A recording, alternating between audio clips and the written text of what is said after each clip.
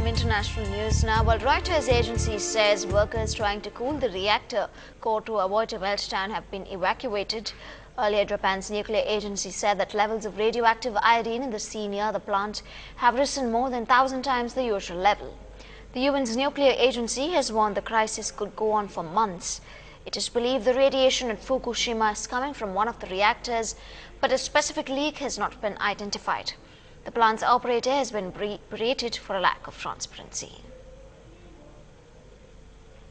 And more than 500 protesters gathered in central Tokyo on Sunday to call for the abolishment of nuclear power amidst rising fears about radiation contamination from a damaged nuclear power plant.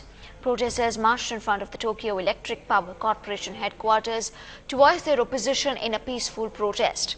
Radiation has been seeping from troubled Fukushima nuclear power plant after a massive earthquake and tsunami struck more than 2 weeks ago in the nation.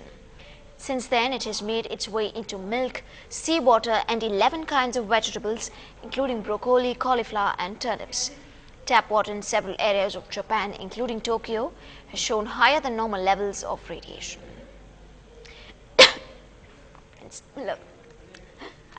Similar protests echoed in Germany as well. Millions of people held anti-nuclear protests across cities in Germany on Saturday. Carrying placards and chanting anti-nuclear slogans, people wanted that the world to stop producing nuclear from nuclear power plants. Rallies were also held in Hamburg, Munich and Cologne under the theme Fukushima wants pull the plug on all nuclear power plants.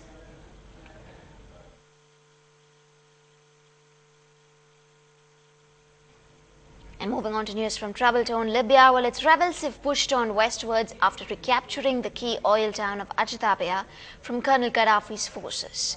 The BBC is reporting that they have reclaimed Brega, a town that they had lost to advancing pro-Gaddafi forces before coalition airstrikes started last week. Fresh airstrikes have been reported at Sabha in central Libya. The state television said military and civilian areas have been hit, but there was no independent confirmation. Today, I can report that thanks to the brave men and women in uniform, we've made important progress. We're succeeding in our mission. We've taken out Libya's air defenses. Gaddafi's forces are no longer advancing across Libya. In places like Benghazi, a city of some 700,000, the Gaddafi threatened to show no mercy. His forces have been pushed back.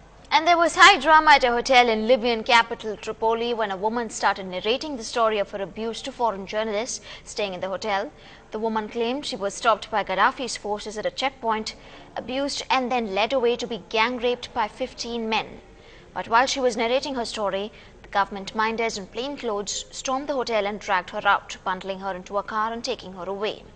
This is widely seen as indication of the crackdown on dissenters ordered by the defiant Gaddafi.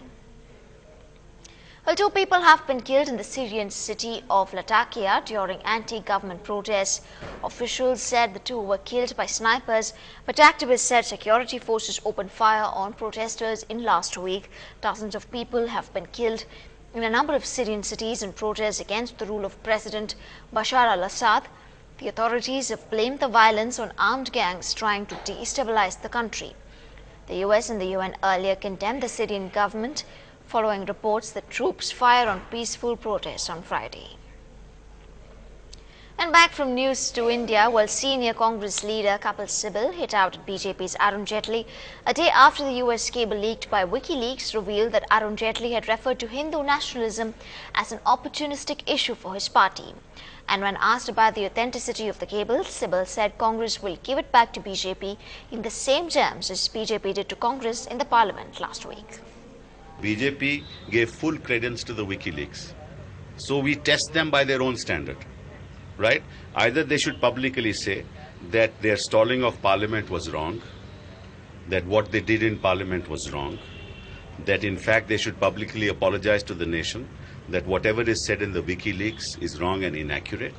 Once they say that, then you seek my comment on this. That's number one. Number two, in this particular case, the conversation between Robert Blake, the Shardi affairs, and Mr. Jaitley is in quotations.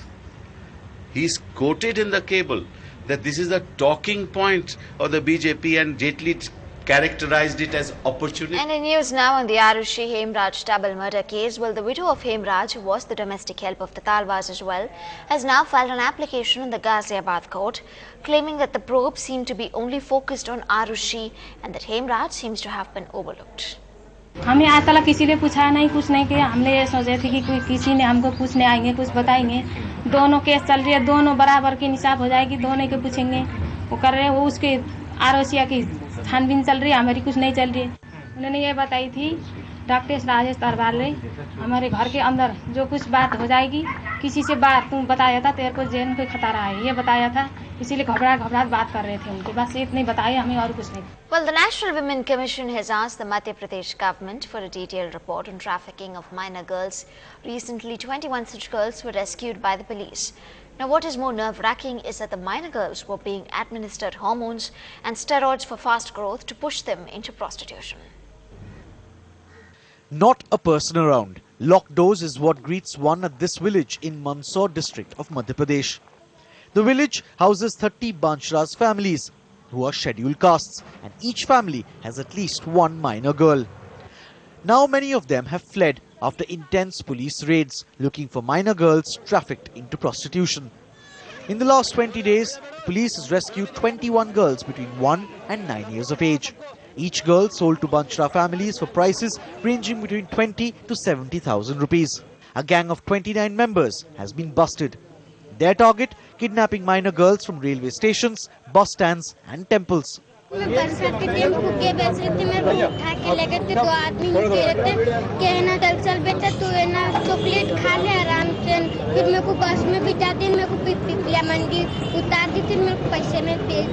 What's even more shocking is that the minor girls were given hormones and steroids regularly for early puberty so that they could be pushed into prostitution early. Police suspect over 800 minor girls are still there in almost 16 Banchra bastis. A drive is on to rescue those girls. Police are even contemplating DNA tests to corroborate maternity claims of women the girls are staying with. Suspicious cases में हम DNA profiling का भी सहारा लेंगे, जिससे कि ये establish किया जा सके कि ये बच्चियां जो उन डेरों में रह रही हैं, उन व्यक्तियों के साथ में रह रही हैं, वास्तव में उनकी बच्चियां ना होकर दूसरों की बच्चियां हैं. Now the National Commission for Women has asked the state government for a detailed report on child trafficking. With Manish Purohit and Rubina Khan Shapu in Mandsaur, in New Delhi, Akash Dasgupta for NDTV. Let's now take a quick look at how gold and silver traded today. Here are the closing bullion rates.